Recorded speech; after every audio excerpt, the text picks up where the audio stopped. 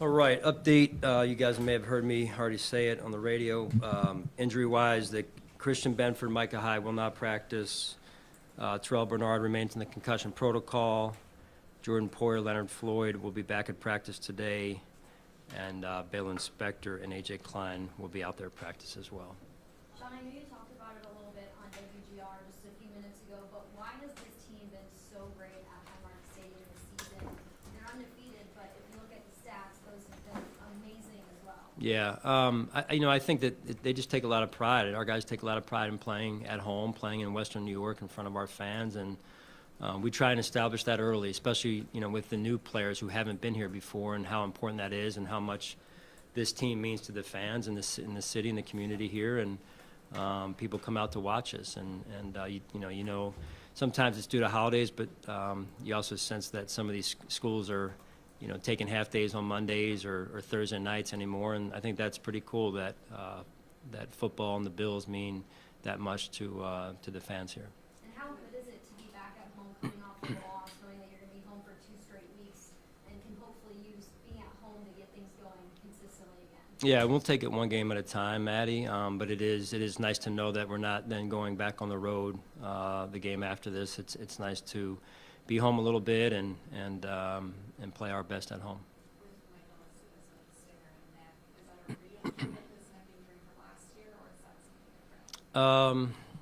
Again, I don't want to misquote what's going on there, but it is an injury of that type.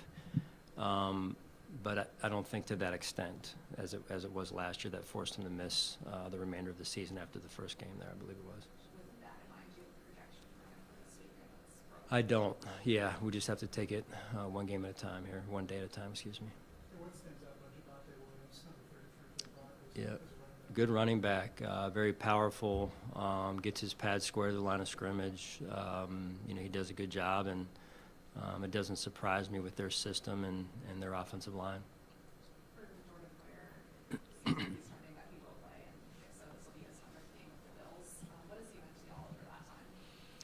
I mean, I remember standing or sitting or wherever I was, whatever I was doing here, was it 7 years ago, I guess, right? And having signed in free agency both Mike and Jordan, and what they've been able to do, and what they've been able to experience with them, with their careers, and watching them grow and develop. And I've looked back at some old film, and they were just young pups back then and kind of wet behind the ears, and now here they are, kind of the veterans of our group. And we've been through so many memories, in 2017, the experience in Miami, making the playoffs for the first time, and then AFC Championship game, and those guys have been or had a big hand in helping us get there.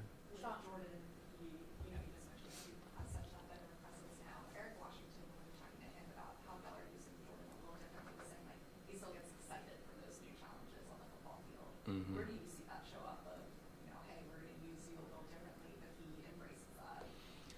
Well, I think, again, that's probably a better question for him, but I sense that. I sense just an uptick in his energy level when we put him down at that dime position, and it's embracing a new challenge, and I think something that he also enjoys, being closer to the line, mixing things up, and he's a smart football player to boot, so I think it works well for him. Sean, about this earlier in the season with the defensive injuries, but what's the challenge for you with the number of guys on the defense dealing with injuries, like as a coordinator planning the game? What is that challenge like for you to have to figure out? We might have him, we might not have him, and like continuing to adapt? Well, I think honestly, injuries are a part of the game, right? And I look forward to some of the challenge. I really do. I think that's that word challenge, and probably for all of us is, it's not something you shy away from. The challenging part of the challenge in this case with the injuries is the gray area sometimes, is, hey, this player is going to play, and then all of a sudden they're not going to play. They may not pass concussion protocol, say, and then when you have young players that are affected by that, sometimes it's hard to forecast, hey, you're going to get this position and the reps at this position, and all of a sudden then they're not playing that position, they're forced to play another position. And so So, I think injuries are one thing, but injuries to starters are another thing, and I think we've had our fair share of those. And but like I've said before, extremely proud of the way the coaches and the players have handled it. From a communication perspective, if someone like Terrell can go and it is Tyrell kind of in that spot, like communicating the plays to the rest of the defense, Yeah. practice that, and like what's that like shifting who's doing that and not knowing who it might be? Yeah, again, contingency plans, you try and forecast. That's why communication with our training staff, Nate in this case, is so important early in the week, where you try and say, hey, I know he's not going to be able to practice this day, for example, but what's your gut say about is he going to be available for the game? Because, for example, at linebacker, going into really yesterday's practice, I think we only had 3 linebackers healthy. So now it's, we'll see where it goes today. And we've tried to rep things, honestly, with it could go this way or it could go that way, like walk through today in particular, and then we'll have a different lineup out of practice just to try and give us the best chance, because we don't know what it might look like come game time there. Sean, in 2021, you guys were 7-6. I know that was later point in the season than you are now, but can you draw on any of those experiences when you guys faced that adversity and maybe use them now? You ran the table and won the rest of your games that year. Yep. No, that's a good point, and yes to your question overall. And I think there's players in particular who were here with us then. I mean, even in 2017 when we lost three games in a row and we go and make the playoffs, when the organization hadn't been there in 17 years. It happens every year, like I mentioned yesterday, where you're 13. We've had our fair share of a couple of years of 13-3 also, when you're like, it's a grind and you feel like you're 0-10 because you're just trying to figure things out. And but you look up and you're like, hey, we end up 13-3. But last year as well, when I think we lost to Minnesota prior to the Jets, maybe back-to-back Jets and then Minnesota, and you're like, man. But you figure things out. And again, not to say that we've won the Super Bowl since we've been here. That is the ultimate goal. But we try and take it one game at a time, and you do use those experiences to make you better, because there are players who haven't been through this, rookies or maybe even veteran free agents who haven't been on a winning team, and they've been through this summer before, where you're not able to pull yourself out of it or find the way to get yourself to a winning spot. So I think all of it is experience, and it's good for us, and it starts with leadership and trying to educate the players on those that haven't been here, how this works and how you can get yourself out of it, and then as well as the players who are here is reestablishing how we do things. So This is a little off topic, but Vaughn talking yesterday about how he's going to face the Broncos for the first time since he left Denver, talked about winning Super Bowl there. What do you remember about what Vaughn did in that game? Yeah, I remember that rather clearly. He changed the game. I mean, Vaughn, great example of what you're talking about earlier. We, that season, I think we were 13-0, 14-0 at one point, and we lost one game. But we ended up, I think it was 15-1 in 16-game season.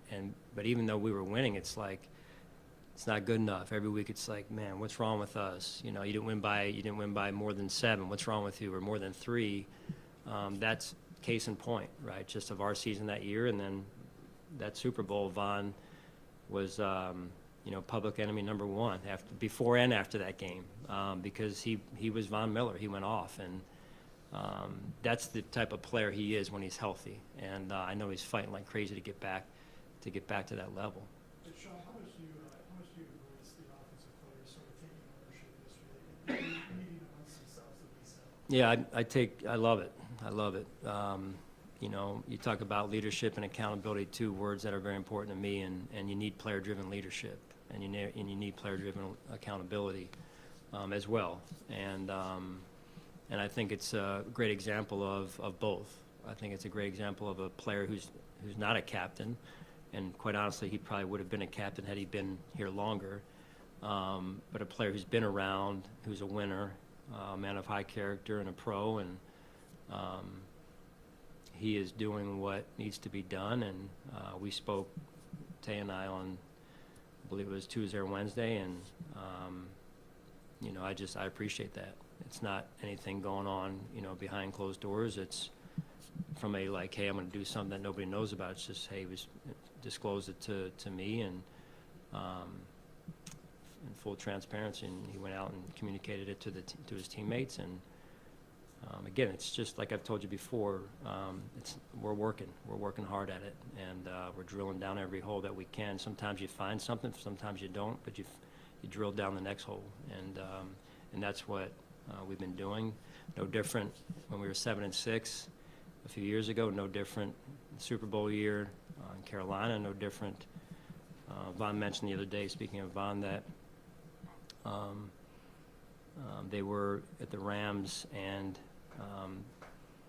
they didn't win the month. They lost, I think, the month of November. They went winless or something like that. And so very rarely do you come out and is it smooth sailing the whole year. You'd like it to be, but you fight through it. That's what winners do. When you mentioned the TV is that you feel like you could have been a captain if you were here sooner, when did you make that sense that he was going to have that role on this team of leadership? Yeah, I mean, you just watch him go about his work, how he handles things. You get a chance to be around his family, quite honestly. Got a tremendous family and support system behind him, and you watch him a little bit. I get a chance to watch him a little bit as a dad and as a husband, and he's just he's a class act. And but what happens in this league is guys aren't around typically long enough to establish that in order to get all those votes. So, but it is important that people lead, even though they don't have the C on their chest. To jump back to, Go ahead. I'll give you one more. Rock, paper, scissors. Sean Payton was asked about you yesterday. He said that Jim Johnson would probably be laughing at his staff trying to figure out your pressures. Yeah. All these years later, how much do you lean on what you learned from Jim when you're trying to plug holes because of injuries? Yeah. Jim was the best. I mean, he was the best at what he did and taught me well, and I learned so much from him. And the one thing I remember about Jim was he just kept bringing the pressure. That's what he did, and it didn't matter because he was not very fond of opposing quarterbacks. So anyway, thanks.